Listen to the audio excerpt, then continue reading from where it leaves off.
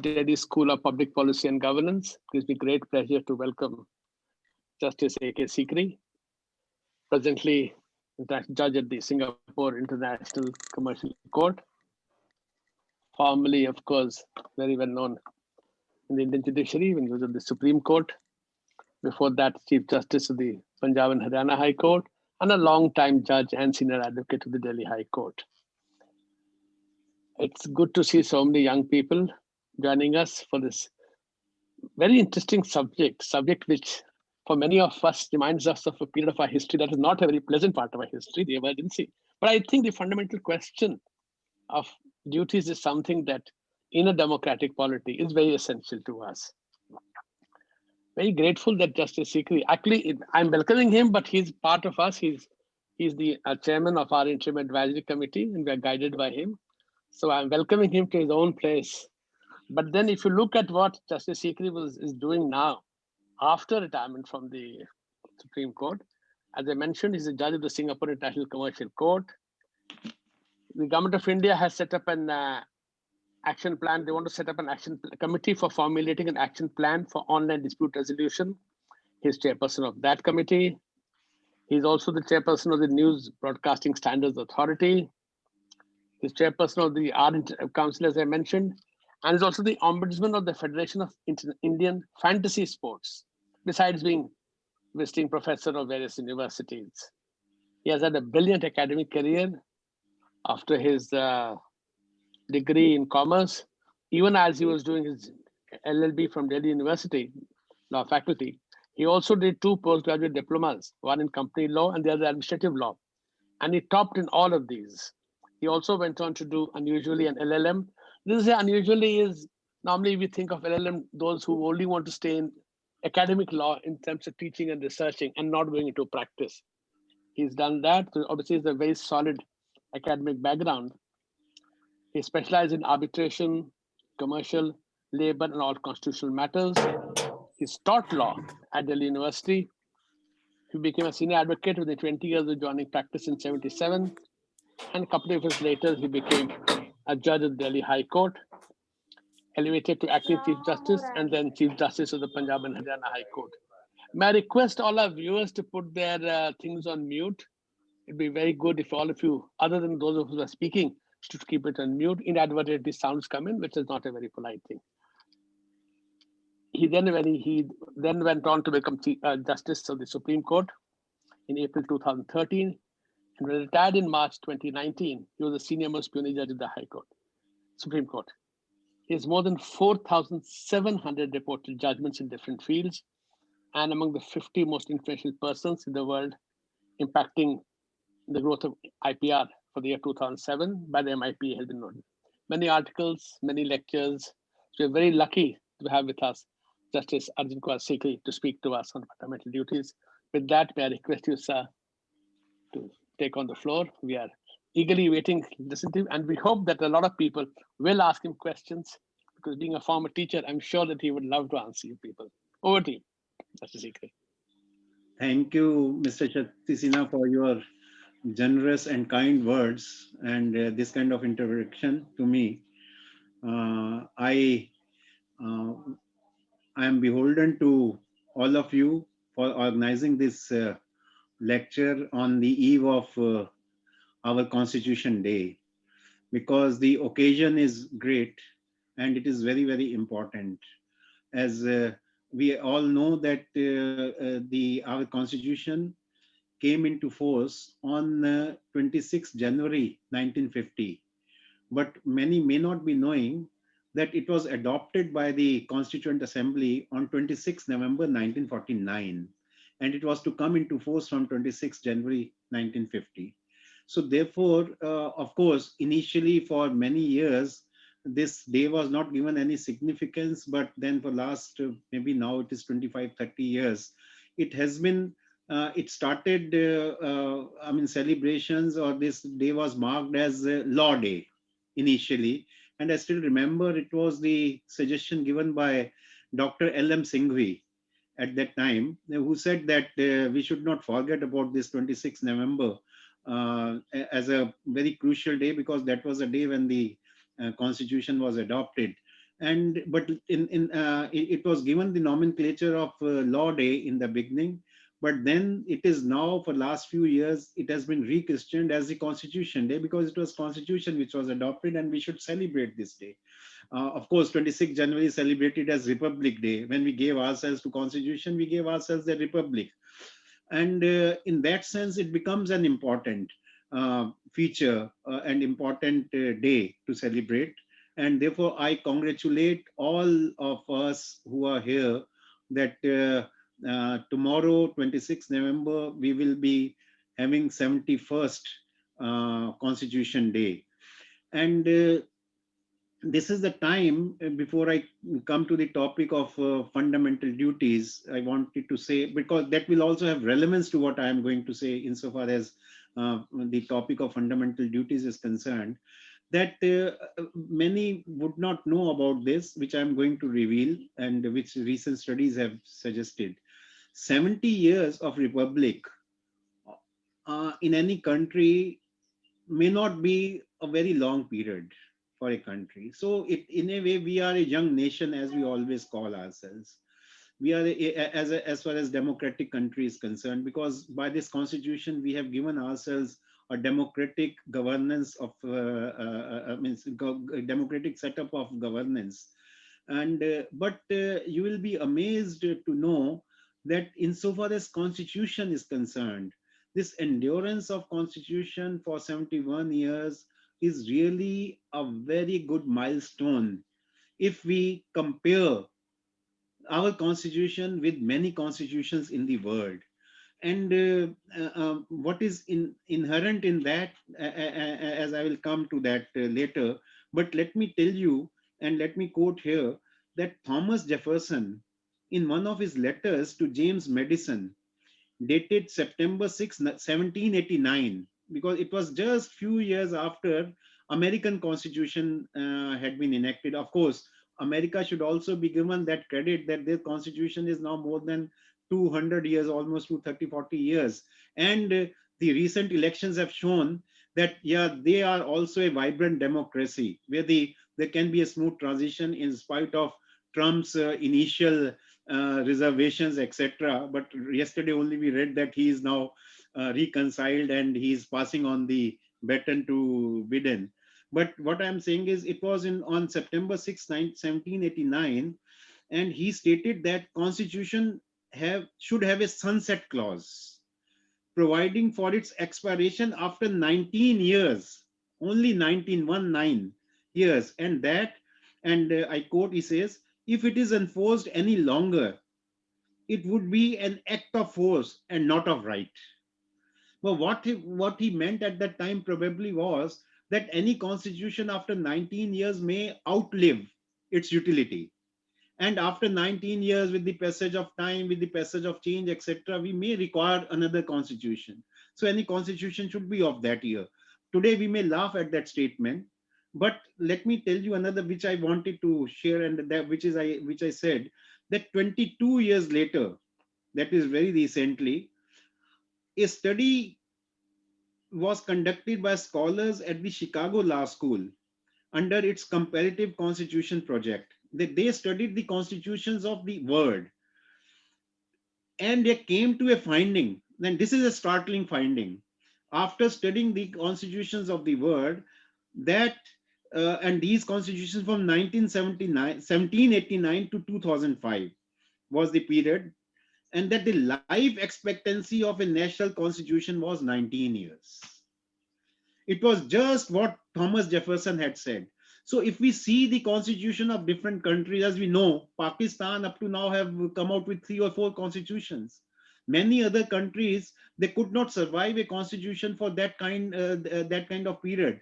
And it this also, so the average period which is now calculated in the study is 19 years. So this was calculated from a baseline survival model. Now, in contrast, when we see today 71 years of our constitution, it is really a milestone and we need to celebrate it. Of course, this why constitution is so important. It is the Grundnorm. It is the highest law of the land. The three pillars of the state, that is the legislature, the executive, and the judiciary, they are bound to function within the framework of the constitution. I need, because that is not the topic, I won't try to say much on that. But uh, our great Judge Justice Krishna also labeled Indian constitution as the nation's safety wall.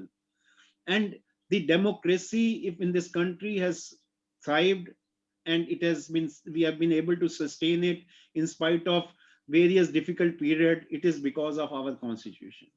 And therefore it becomes the fundamental duty, I would say, in discharge of their duties of the judiciary, to uphold the constitution and the rule of law in the country. But then the various aspects which I feel are, one is that inclusive aspect, that is the divergent groups of nation, they consolidated, and they we all came together. Other is the flexibility of our constitution, which gives the power to the parliament to amend also. And it is a transformative constitution, the way Indian Supreme Court has interpreted. That is why even the provisions which were enacted in 1950 have been given new color and new dimensions from time to time. And liberal constitutionalism, which is there, to which I'll come to when I come to the topic immediately thereafter, and the power of judicial review which is given to the Supreme Court. I think these are some of the factors which have weighed and which have contributed to the endurance of our constitution. So therefore, my first, on the basis of this, I say congratulations to all of us, all the countrymen, we the people of this country, on celebrating this Constitution Day. This is 71st Constitution Day. Now coming to the topic of, I have chosen, or I was given this topic. Professor Ahuja suggested me that to speak on the topic of fundamental duties, which I feel is a very, very important topic, and which has not been given the importance which it deserves.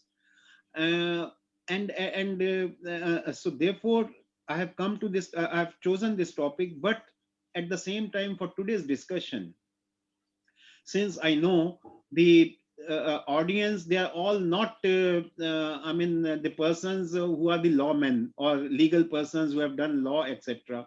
So I'll try to make what I want to say, uh, to my citizens or to my fellows, my countrymen, which I'm giving that message. There may be only little legalistic, some provisions of the constitution, but I'll try to maintain it in a manner which is understood by all. And I'm not going to give it a very legalistic color to this. Now, having said so, let me start with the, as I said, in our constitution, one aspect because of which we thrive is the constitutionalism. What is this constitutionalism? This is the background introduction which I want to give as a precursor to the fundamental right, fundamental duties when I come to that. Every constitution has its philosophy. Every constitution has its vision. In our constitution, and that is in every liberal democracy, the constitution, as I said earlier, is the grund norm, that is the highest law of the land, and it is the instrument of governance of the country. But at the same time, in a democracy, we know that it is the majority which is elected through elected representative, which governs.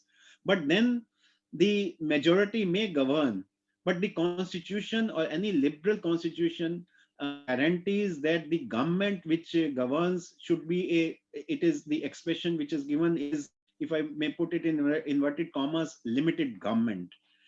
Why? Because the as I, if I quote Ronald Dworkin, who has mentioned about the constitution, that about the democracy, that democracy should not just be a statistical democracy, that rule of the majority over minority. No, that would be a very myopic way of looking at the democracy or constitutionalism. He says, not just a statistical democracy in which anything a majority or plurality wants, it's legitimate for that reason, but a communal democracy where everyone must be allowed to participate in politics as an equal. Political decisions must treat everyone with equal concern and respect. Each individual must be guaranteed fundamental civil and political rights, which no combination of other citizens can take away, no matter how numerous they are or how much they despise his or her race or morals or way of life. And every individual, it is based on dignity, has some fundamental rights, and our all citizens are given the fundamental rights in our constitution also, in part 3 of the constitution. So that is what Ronald Dworkin is talking about. It, as I said, brings the concept of limited government. Limited government means government may be elected government, it may be majority, it has a right to govern, but it has a right to govern within the framework of law.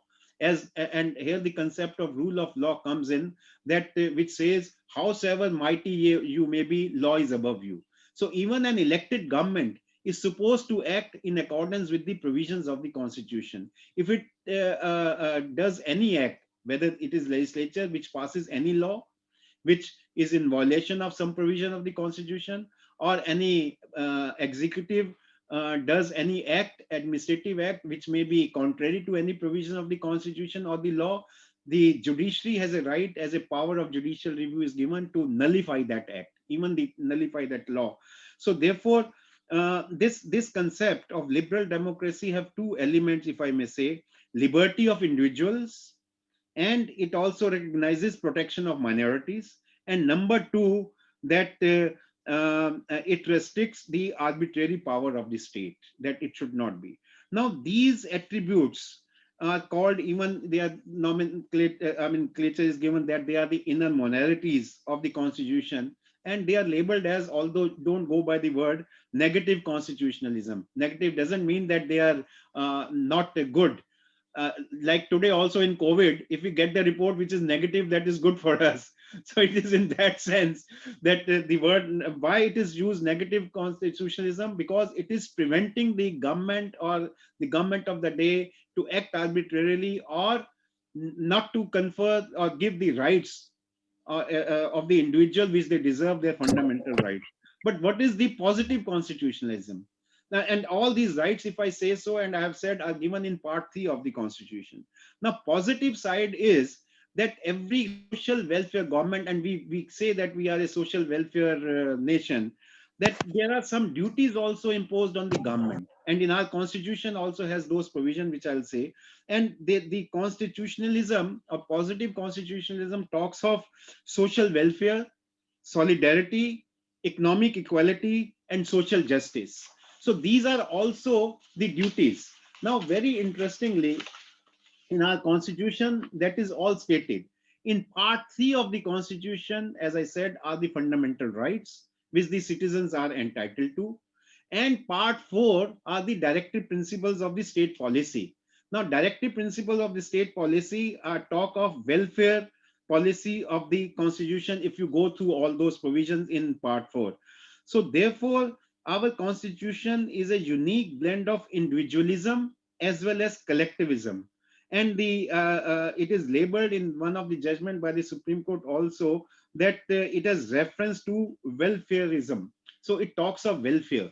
Now, very interesting in this, that on the one hand, individuals are given their rights, though rights are given in part 3, as I said. On the other hand, directive principles of state policy enjoins a duty on the government to bring about economic equality and welfare and social justice. Take all those measures, all the various schemes which are floated by the governments of the day from time to time, whether this is government or earlier governments, all those welfare schemes for the marginalized section of the society, for poor, for scheduled caste, scheduled tribes, for other marginalized section like say disabled persons, women, etc.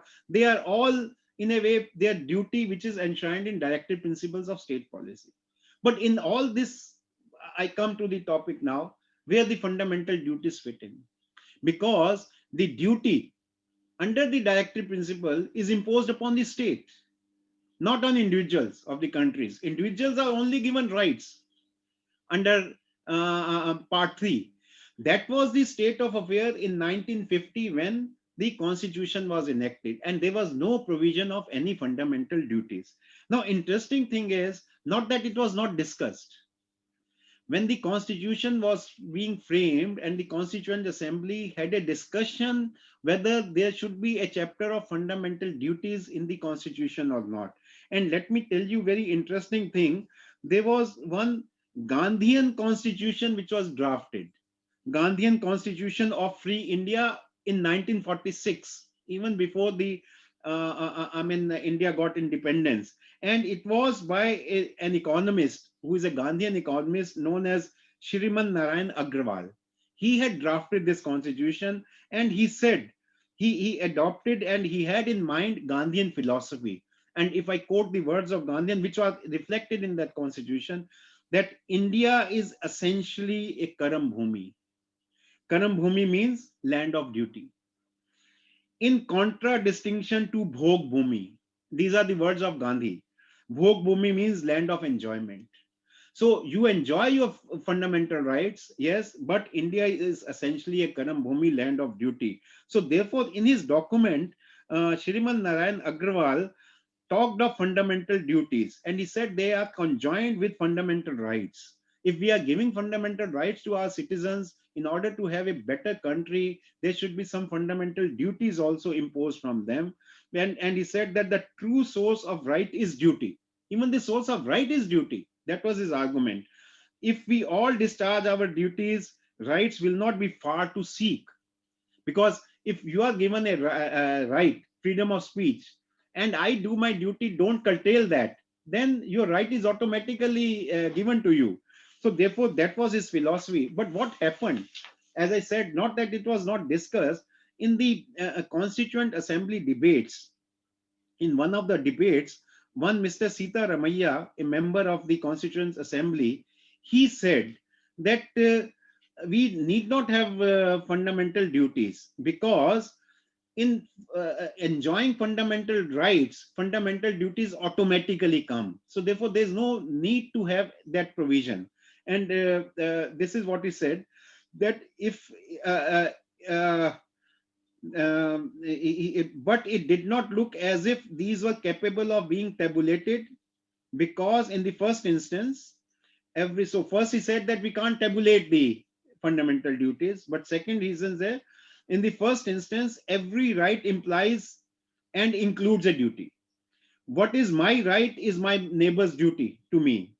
What, and these are his words, the right of wife to equality with the husband is the duty of the husband towards the wife in respect of matter of equality. So therefore, if I have to enjoy my right, corresponding duty is always there. So we need not have this chapter. And ultimately, as I said, that there was no chapter or no provision of fundamental duties in the constitution when it was adopted on 26 January 1950, as I said. But over a period of time, it was thought that, look, rights when we give in our country, the people think that they have only rights and they have no duties at all. And they only clamor for rights, they only want to enforce their rights and don't think about their duties. And that is why, as Mr. Shakti Sinha also said, that in during emergency, in the I would say that as far as emergency is concerned, we all talk about the negative aspects, and rightly so, where the freedoms were so curtailed. But it was one good thing which was done was that the 42nd Amendment, which was most of it was, I'll come to that, even withdrawn and struck down, etc. And this chapter was added, chapter 4A, after directive principles, which contains now fundamental duties, and article 51A. There's only one article after 51A, but it incorporates 11 fundamental duties, to which I will come to. Now, as I was saying, even the Janata Party in 1977 came into power and they passed another amendment almost nullifying the entire 42nd Amendment, which was passed during emergency, because in 42nd Amendment, many other provisions were made, which were taken away. But as far as fundamental duties is concerned, it was retained even by that government and it's sustained. So that talks about the justification. And I would say that at least this was during emergency, one good thing which was given by that administration was that a chapter on fundamental duties. Now, before I come to fundamental duties, let us uh, know about the significance of the duty. I have, if you see, quoting Shriman Narayan Agrawal, who had said that that brings the essence, that is Karam Yogi versus Bhog Yogi, and that we are a country of Karam Yogi. This karma theory, which was given to us, and this is a message of Bhagavad Gita also, and which talks of dharma, karma as dharma, that it is our duty. And if I only say that, look, our democracy today, I have not gone into that in detail, but it is based on that what we call social contract theory, where all people have come together and given themselves. That is why our constitution also says, we the people. That is the people who have given themselves this instrument of governance, that democratically how we will be governed. So it is based on social contract theory, also Leviathan state, which was envisaged. And this when it says that it is was to ward off the anarchy and to live peaceful in the society, the concept of duty automatically comes in. But let me at this stage quote Cicero when I'm talking of significance of duties at this stage. Cicero, who gave discourse on duties, it is very interesting. On duties is the title. It is a letter written by him to his son Marcus, and it's only 3-page letter in which he explains, and that contains the entire essence of duties. And he says, for who would presume to call himself a philosopher if he did not inculcate any lessons of duty? And how he says, Cicero believed that universe was run according to a divine plan, and that each human being was a spark or splinter of God. Therefore, treating another person badly was doing the same to ourselves. He observed the absurdity of one who says that they will not rob it or cheat a member of their own family, but puts the rest of the society in another basket. So what you want to do with your member of your family, you have to do to the others also. This is based on our concept also of this kutumbakam. What is that full phrase? Vasudev Kutumbakam. Vasudev Kutumbakam, that we are all one family. The denial of obligation, ties, or common interest to those they don't know well is to ruin the society. This is, he said.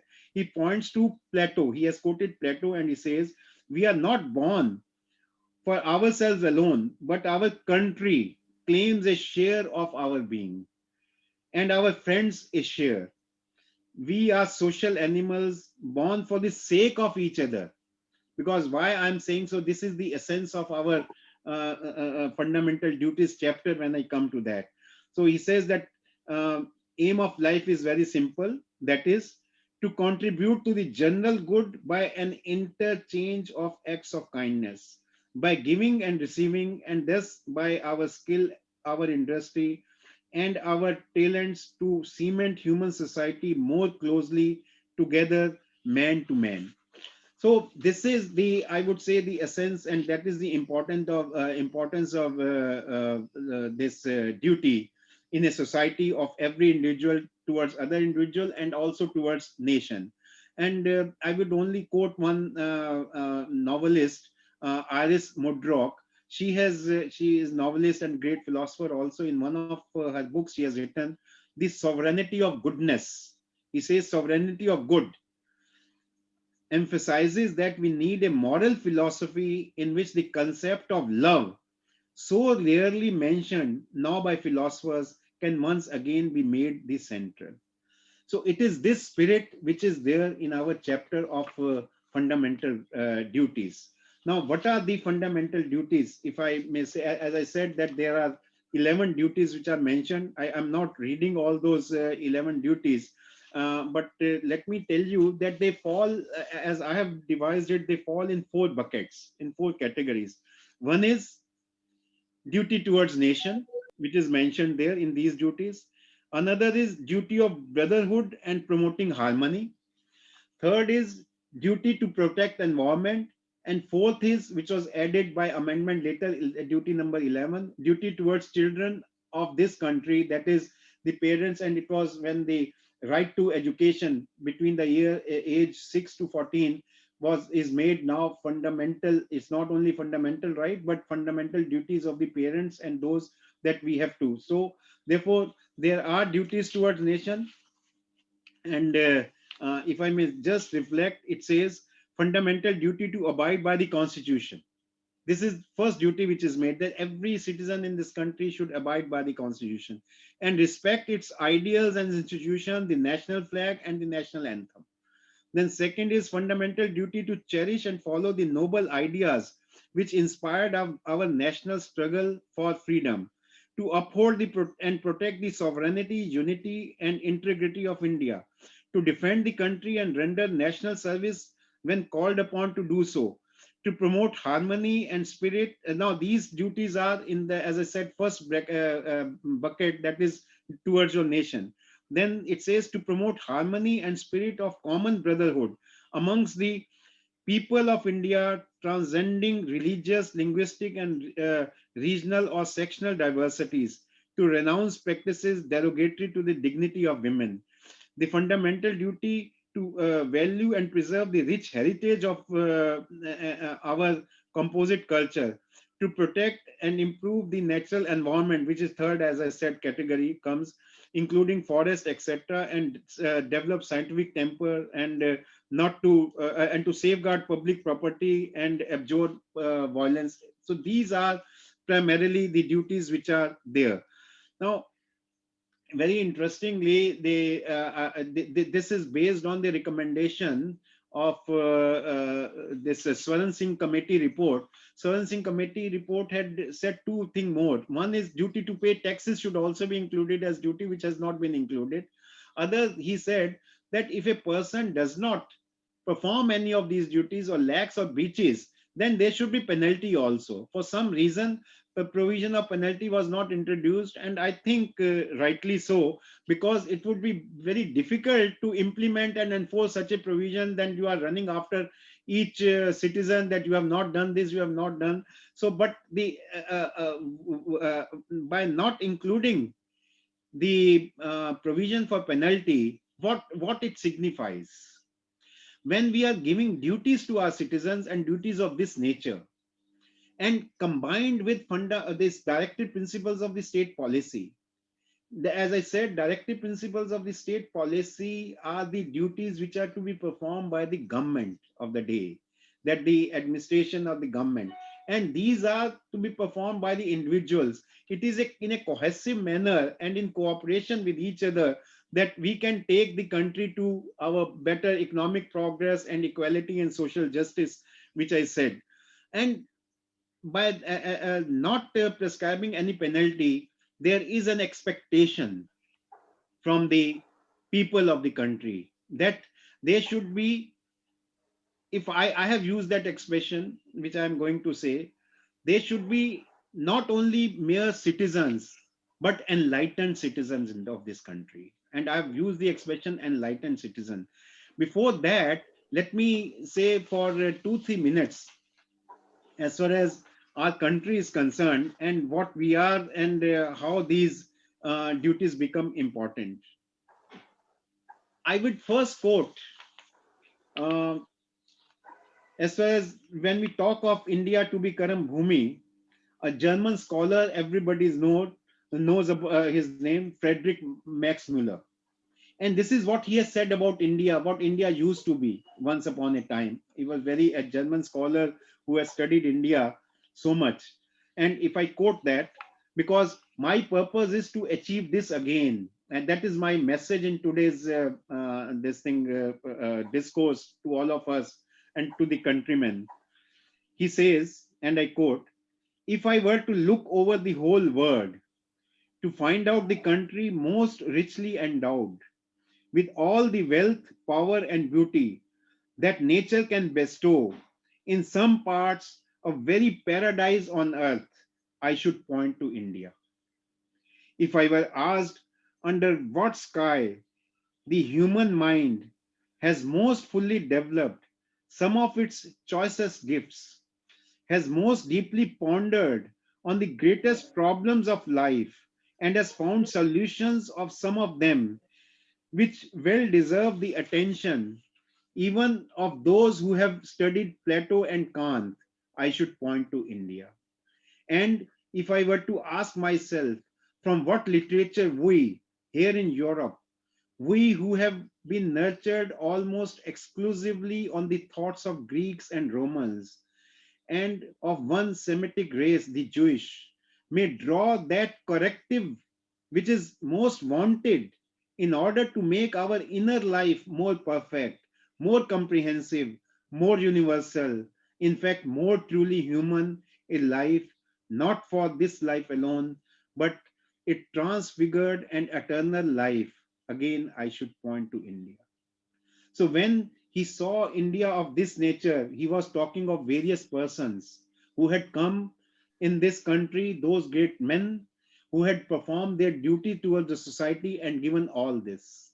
And let me just say, in few words, that what is the state of affair? Of course, when I say so, that it's so, don't say that everything is, gloomy, but then there are certain challenges which the India is facing today. We cannot say with equal authority that the present India is what Max Muller was saying. Today we are facing problems of malnutrition and miscarriage of justice. There are problems of poverty, hunger, food adulteration. Even after more than 70 years of independence, we have not been able to provide potable drinking water to the people of this country. Criminals are ruling the roost. With large scale crimes, including murders, dacoities, and white collar crimes, which have assumed frightening and varied proportions, women are not safe. There are frequent incidents of rapes, molestation, sexual harassment at workplaces, cases of bride burning, and dowry death. Our legal system has made life too easy for criminals and too difficult for law abiding citizens.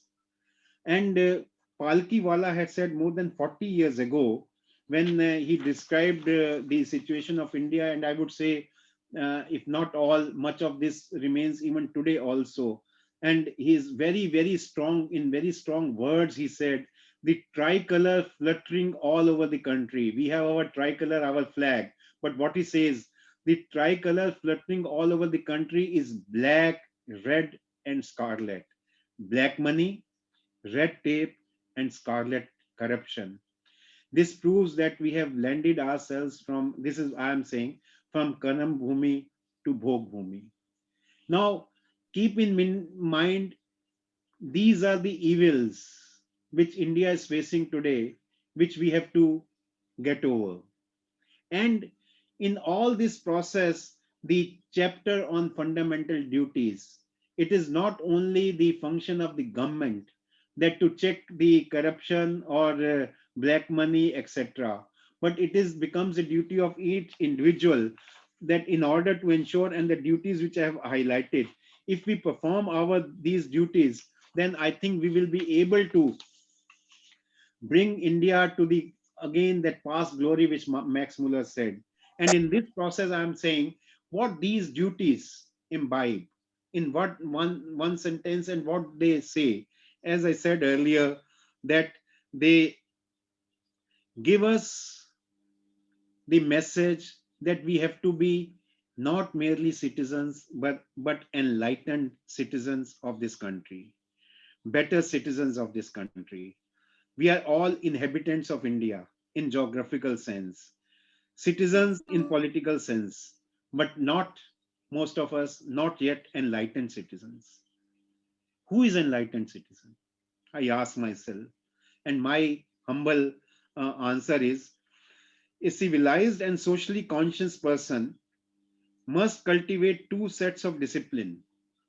The first, self-chastening, and second, regard for others. Chastening of my cleansing myself, my inner self, and which then I will realize my duty towards my society and my nation.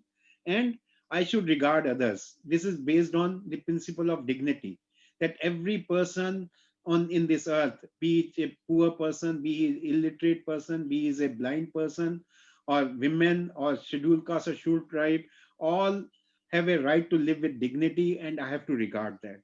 Showing kindness to others is more important than wisdom, which teaches us that the concept of enlightened citizen has another dimension. It is keeping proper and helpful development of the idea of man's duties and obligations to brother men, irrespective of any small and binding loyalties. For, for being able to meaningfully accomplish this great task, we need one essential things, and which is, and I quote Buddha here, who said ages ago, that which is most needed is a loving heart. And I would say, if we have that loving heart, we become enlightened citizen, we will automatically realize our fundamental duties, which today remains a dormant chapter, if I may very frankly say. What happens is, people in general are interested in getting the maximum benefits of life without taking even the minimum trouble to contribute their own might towards the producing towards producing those benefits. It is like poor Brahman in parable of Shri Ramakrishna, who expected large quantities of milk from his cow, which he never cared to feed. That is a very famous story, if you remember. So when we, as citizens of this country, become conscious of our duties, when we attain citizenship values and become enlightened citizens, most of the problem we are facing today would be solved automatically. So therefore, I, I've, if you see on this chapter on fundamental duties, how they are to be interpreted, there have been some judgments. I have intentionally eschewed that because I didn't want to be, as I said in the beginning, didn't want to be very legalistic in my approach, but wanted to give a message which can be understood by every person. And that is why what my message is. You have seen the duties, duties towards nation, duties towards brethren, the brotherhood, duties towards our environment and ecology, and duty towards our children. If we perform these duties well, I think uh, much of this is automatically solved. I would say the in the constitution today, chapter on fundamental rights on the one hand, chapter on fundamental these directive principles of the state on the other hand, and chapter on fundamental duties, they are the trinity. They have to go hand in hand. To enjoy our rights, we have to perform our duties. And as I said, if we perform our duties, most of the rights would automatically follow, because one has to go to the court for enforcement of the right when the right is infringed. If the fundamental duties are performed by the individuals, if the directive principles of state policy are performed by truthfully and honestly by the government of the day, the rights would automatically follow. And that may be the ideal time when not many people will have to go to the courts for enforcement of their rights. That would automatically follow, and we can look forward to a country which is economically not only makes the progress, economic progress, but then achieves equality also at the same time. What I would say and end with this, that COVID-19, although it's an epidemic which has really affected our lives, it has affected the entire world today in three ways, if I may put it: lives, livelihood, and lifestyle. Lives are, so many people are dying. Livelihood, so many people are becoming today unemployed. And lifestyle, today we are maintaining distance. This program also is on in virtual mode. We have to wear mask and take so many other precautions, etc. Still it is increasing day by day. But in this grim scenario also, one thing, if I say, when we talk of fundamental duties, one thing which has emerged is that people have shown that kind of kindness towards fellow men, which was up to now or hitherto hidden. When the problems came of feeding those migrant laborers, those who had become unemployed and were hand to mouth, were not having, enough food for them. The way people have come out, particularly in initial months, as we know, that those are the stories which have brought out, I would say, our inner hidden attribute or one quality which is in every human being. So this is one occasion where which has given us an opportunity to show our fundamental duties in this COVID and difficult times, and to prove that we are also not only a great nation by history, but we are even today, and we will remain like this forever. So that is my message on this Constitution Day, based on these fundamental duties. Thank you very much. Thank you very much, Justice Sikri. You took us on a completely philosophical tour de force. And initially I was wondering why you talk about philosophy when you talk about the Constitution. But the way you managed to bring in the essential part of the being an enlightened citizen, I think, and you really answered a number of the questions actually were, why aren't these duties enforceable to a court of law? And I think you have brought it out very clearly why that is not the purpose and important, which makes a difference. As Dr. Ambedkar 71 years ago, on this very day, November 25th, when he commended the draft constitution to the Constituent Assembly, said it is not a good or a bad constitution which matters, it is the people who run the constitution. So I think you Yes. have, but before I take up a couple of the serious questions, there's one question you must answer, which has been asked by some young lady, wanting to know what was your inspiration to take up law as a career? And then I'll move on to the serious questions. If you ask me very frankly, the student who has asked me, uh, my father was a lawyer, and he became senior advocate also of the Supreme Court. Of course, when I became lawyer, he became a few years thereafter a senior lawyer. And my frank answer is that it is he who initiated me into law. I was, as a student, and you have read my CV also, a serious kind of student, and very, academically inclined. And from ninth onward only, I had started coming first in my class, etc. And I would have, I don't know, given a choice, I might have gone either into medicine, or I even wanted to take UPSC IAS exam also.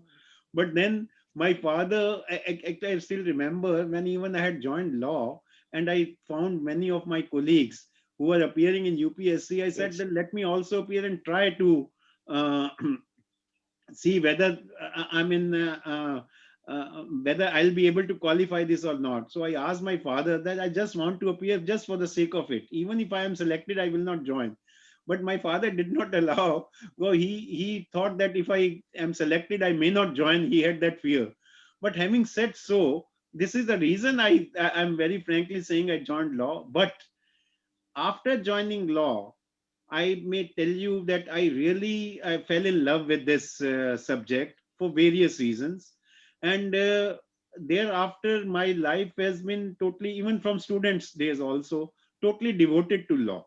And I feel that, you see, in this profession, as a lawyer, and more so when you become a judge, you can really serve the nation. And I have tried, I've always thought my judgeship, if I when I was become I became judge, that maybe it's an honor to me, conferred upon me, but with this has come a great responsibility on me. So I have to, it's not, I don't have to look into this position at all. I should always be grounded on the earth, and should take it as a mission to serve my people. I have always worked like So Thank you. In fact, no regrets in joining law no, and having this. which is why one of our young students has asked that, sir, your quote on hard work really inspires me every time I feel low. Justice Sikri, you rightly mentioned about quoting the Swansea Committee and the dropping of the two provisions of it. But there's a slightly nuanced question to that. Is other questions for why is it not justiciable? But this is a slightly nuanced question I see from Isaac, which says these being moral obligations to all citizens towards their country, shouldn't there be moral legal proceedings? And I don't know, understand the word moral legal, but I can understand where it's coming from. Be directed on those that fail. In other words, can we have some kind of social sanctions or something to that effect? That is the suggested part of it. Would you like to I take tell on you, this one? I think in a way I have already answered also. Um, Hmm. what kind of social sanction? How you impose such social sanction? And what would be the yardstick of doing so? There can be, I mean, I'll give answer also. One way of looking that is that in our law as well, there's one principle of when a decree is passed, a particular direction is given by the court, and it's a common law principle which so inherited, it's there for last 200-300 years from British time also, and in Indian, that a particular mandate which is incapable or of enforcement, or it becomes very difficult to enforce, such a court should avoid giving that mandate. I give one example in this other form, if you know, and that is air pollution. And this was we know that air pollution, there are so many factors which are causing to air pollution, particularly it's in India, it's worse, and in Delhi it's really very bad. And I came across cases when I was sitting in the Supreme Court, and I was that person culprit who banned this bursting of crackers on Diwali because the position was becoming worse. Now, if you remember at that time, two things were there. Can we ban the burning of crackers? If that is done, then any person who is burning the crackers would be subject to the penal consequences. It can, even if you pass a order, then you can anybody find violating this order may even be subjected to contempt of court, because then violated the order. That was not done by us. We banned the sale on the crackers, sale of crackers, not burning of crackers, because we realized it is very difficult to go to each and every person and say, and then tomorrow there will be 5 lakhs persons from Delhi only who will Yeah. be subjected to this. And number one, number two, more importantly, many children, because mostly these are children who may be. So Yeah. therefore, it is better to stop the source. If there's no sale, naturally the second aspect will ultimately be taken care of. But second aspect was because that would be very difficult. So same thing applies, if I may say so, that where to draw the line, where to say which are the parameters to lay down. Because in order to take a penal or action against a person, or any kind of even civil action, etc., if it is fine, it is as you one is saying that say social boycott, etc., any such action, there has to be some norm. So in what norms you would put it, and only on violation of that norm the penal action or any civil consequence would follow, which is very difficult in the case of Hmm. such. But yes, the other side of this is that when I talked of enlightened citizens, etc., that if people start this movement, that look, these are norms for us, this should be done, that today in this society this is happening, like I give a simple example, whether people have guts to do that. Although I'm giving is of dowry. Now, in spite of the fact that today, although in that case, in that sense, the example may not be apt, because and dowry is a giving or taking dowry is a crime. But suppose it was a duty not to give or not to, in that bracket I put it. And if it is the people who should say, if we find anybody giving dowry or anybody taking dowry, we will boycott him. Then one can say, yes, it is a society which is enforcing it. That is possible. Many times there is the students of law or the professors of teachers of law would know, we have in law many times a debate on that, whether it is law which changes the society or it is the society which changes the law. Whether a law is passed because society wants, or the say, I would say, pressure of the society. Like if I give the example of this 1612, that girl who was raped and killed, Nirbhaya. Yeah. Now, immediately thereafter, there was hue and cry. And people had so many demonstrations, so many marches, etc., which compelled the government of that time to, in 2012-13, to immediately constitute a committee, Justice Verma Committee, which gave that within 1 month a report, and on that basis, criminal law and many other laws were amended. So it is the society, pressure of the society, which brought change in law. Other example I give is of sati. It is the law which was passed first at the instance of our social reformers, which brought change and changed that system. So therefore, sometimes it is the law which brings change in the society or mindset of the society. Sometimes it is the society which impels the lawmakers also to take a particular action. So therefore, when it, in the context of fundamental duties, I would say it may not be very easy. That was decided to make it in a black and white in the terms of law. But yes, societal pressures, societal move, yes, let there be organizations which should work on these fundamental duties. I've seen there are some lawyers who are working on this. They have formed even the organization also. To what extent they are able to influence the people is a different thing.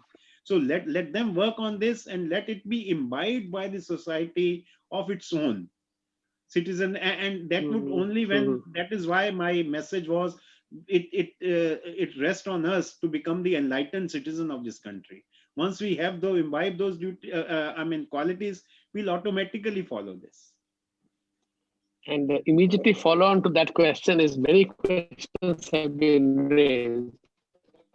What can be done, schooling system or outside, to bring home to all of us the importance of fundamental duties and not imposed on us? So what should be done to facilitate this feeling that, yes, Article 51A is something that is dear to me and I should be voluntarily following? It's a very important question, and I have said so on earlier occasions also. If you remember, Mr. Sinha, in our times, there used to be in school, if I remember, so one subject on civics. Civics. We used to be taught. Now, what was civics? In a society, in a civic society, what are our duties? How should we behave, etc. That was the civic sense, which we even call in the now. But I saw over a period of time that subject is gone. I think it is time to introduce, even as the schools should, in the from childhood, from small children, they are 2 years, 3 years, 4 years, they should be taught progressively the what are the principles of a civilized nation, civilized society, and what are those mannerisms in a society which we should follow. This should come from the childhood and from the nascent stage. And when it is nurtured over a period of time, that how you should treat your neighbors, why you should not speak lies, etc. All this by giving example. Of course, teachers may be doing so, but there is no subject as such. So therefore, that should be introduced, and somewhere, maybe from KG nursery, when it goes up to 12, so somewhere at some stage, the chapter of fundamental right, when you come to a higher class, or in maybe 8th class, 9th class or so, the fundamental rights as a part of civics should be taught. It may be there because of lack of my knowledge, I can't say. Maybe there were some of the fun, but not in that sense when or with that seriousness which it is required. So that should be, I think, children. It should come from that level. Absolutely. Would you like to add to any duties? Should 51A have a couple of more duties, or do you think that is adequate? I think I said one is I had prepared one list at some place. Let me see if I have that. Duty to pay taxes is You mentioned, one I mentioned, and you mentioned it. yeah, I think I have somewhere when I was preparing. I thought that there are some, yeah, duty to pay taxes, duty to vote. Today it is you may not, and whenever elections come, is there are always advertisement from the government also and from election commission also that it is your fundamental right, it is very necessary, but why not it should become a duty? Then duty to keep the premises and public places clean, which is in the form of Swachh Bharat, which has come, of course, but why is it not our duty to keep public places clean? Duty to help accident victims. If I see somebody I'm passing through and somebody who has met with an accident, according to me, this should also be treated as one of the duties. Duty to prevent civil wrongs. Somebody is doing some civil wrong. I'm not talking of criminal wrong. Then police comes in, at least civil wrong. Duty to raise voice against injustice. Duty to protect whistleblowers. There is a law on that, but then why it should not be duty of citizenry to protect whistleblowers? These are some of the duties I thought may also be included. Wonderful. Yes. I think there's one question I'm purposely not posed to you. It was actually asked very early on, because that should be the subject of our next lecture with you, which is that basically is judicial activism interferes with decision-making power of the legislature. I purposely did not. I'm just leaving it here hanging in the air. No, I can come out and yes, definitely. We need a good discussion on it. No, yeah. This requires very detailed discussion. Yeah. And I would just conclude and hand over before handing over to Mr. Ahuja to give Professor Ahuja to give the vote of thanks. Is that you very nice, and what young people should remember. Justice Sikri told us that when you pass a judgment, you have to be aware that the practicality of that judgment. In other words, can it be enforced? If I ban busting of firecrackers, is it really possible to enforce it without a police state? And I would draw attention to his judgment, and I'm saying it even though Justice Sikri, you're sitting here, yours and Justice Sapra's judgment on the sugar factory case, where whether for whatever reasons, if certain rights, economic rights have accrued, and it is contributing to a larger public good, should one take a very narrow view of the matter or not? I think that really tells us how in India, law is something which continues to evolve. Law is not something frozen in time. And law evolves, as Justice Sikri told us, through social pressures. It evolves through acts, laws. It evolves through judicial pronouncements. And I think this combination of it is really would make for us to understand the importance of law in governing a society as large and as diverse as India. So from my side, of course, I'm very grateful to Justice Sikri for giving us this talk. And as I said, bringing in philosophy to it is something really which is core of the matter. Because ultimately, all our judicial, legal system, economic system has to be based on a very strong philosophical foundation. With that, let me hand it over to Professor Ahuja, who is one who ensured that this session has been organized, for giving the vote of thanks. That Shiv Shakti Sugar Mill, the judgment you are saying, I think more than me, Mr. Ram Singh, Professor Ram Singh sitting here, he knows that is a subject close to his heart, the relationship between law and economics, and he can give some good lecture on that. Absolutely, we should have a lecture on regulatory impact. Yes. Impact of regulation on economics. We must have it. Absolutely. Thank you, Justice. Thank you, sir. It's my proud privilege to propose a vote of thanks. Around 2 months back, when I decided to have a lecture on the Constitution Day, so the first name which came to my mind was Justice A.K. Sikri. My only apprehension was whether he will be available or not. As I was just talking to him in the beginning of this lecture, before the lecture started, that sir, you have become more busy now than what you were when you were a sitting judge. So when I requested him, sir, we would like to have your lecture on 26th of November at 5 p.m. He said, I am busy. I said, okay, sir, let us prepone it to 3. He said, no, I am busy. And perhaps he's busy for the whole day, I think, tomorrow. So then I said, okay, let it be on the eve of Constitution Day at 5 p.m. He said, I am busy. So then he said that, well, okay, there is a slot, at 3 p.m., 3 to 4. So I said, okay, sir, please book that, because I knew that every university will be requesting Justice Sikri to deliver lecture there. And this is how, fortunately, we got this particular slot. There are two basic reasons, why I thought that Justice Sikri would be the right person, for this particular lecture. Number one, his love to his own university, that is University of Delhi. He has graduated from there. He studied there, and there is a good thing which he used to tell. He did not tell it here. He used to tell us whenever he was coming to the University of Delhi Law Faculty. He said the Faculty of Law is a place not to study law only, but to find in-laws also. So this is what Justice Sikri used to tell us. Uh, and the another reason was because I was a professor in charge there of Law Center 2 for last 3 years. So whenever I requested Justice Sikri, he was always there with us, whether it was judging the moot court competition, whether it was writing a chapter for the spec script, which I wrote on Professor Upendra Bakshi. And I'm so surprised. He was a sitting judge, and he could find time to contribute a very full-fledged chapter on human rights, in which he has included all the developments, the legal developments which had taken place with respect to the human rights jurisprudence. He released our book. He wrote a forward, for our book on IPR. And the most interesting thing is that he sanctioned huge money to us when he was sitting judge, and he was looking after the mediation and conciliation project committee, MCPC. And we could organize a national seminar where more than 150 judges, senior judges from all over the country attended that. And before that program, before that national seminar, Justice Sikri retired in between. Actually, it was in April, and Justice Sikri retired in March only.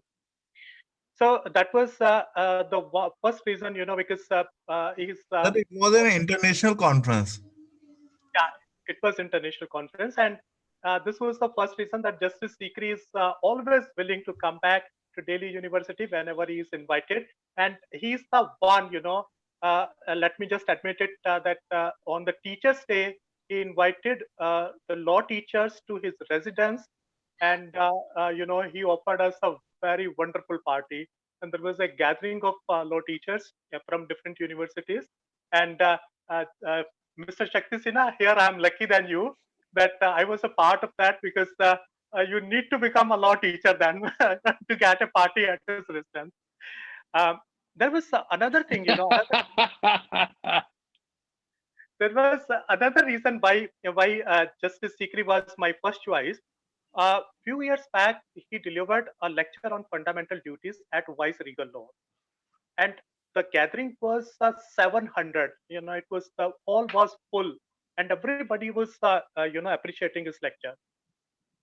Now he's a retired judge, and I always prefer a retired judge over sitting judge, because the retired judge is now free to speak anything. Because when a judge is a sitting judge, perhaps he's very cautious. He will not criticize the government, or if he criticizes the government, his words are very cautious. So that kind of thing is not there. Today he can speak on emergency, he can speak on any government, and he can criticize government like anything, or he can just tell what are the good things which the government is doing. So that is another thing. After retiring, so you become free to speak, like your fellow citizen, and there is absolutely no issue with you. And sir, thank you very much for accepting my invitation. Somehow, sir, I think I was in time, even though I started 2 months back, and somehow I could, like bring you here at the platform of Delhi School of Public Policy and Governance, which is your own school. And since you are the chairperson of our advisory council also, and thank you very much, Lordship, for being a mentor to us and for guiding us and for delivering a wonderful lecture, which has been attended by more than 250 participants from all over the country. And I'm also thankful to Mr. Shakti Sinha, our director, and our other advisory council members, Dr. Subhash Pandey, Professor Ram Singh, and my friend OST, Dr. Ashutosh Mishra. I'm also thankful to all professors and the students from Delhi University and outside Delhi University. And I'm also thankful to the members of the student working committee of Delhi School of Public Policy and Government. Thank you very much, Raj. Thank you, Justice. Thank you, sir.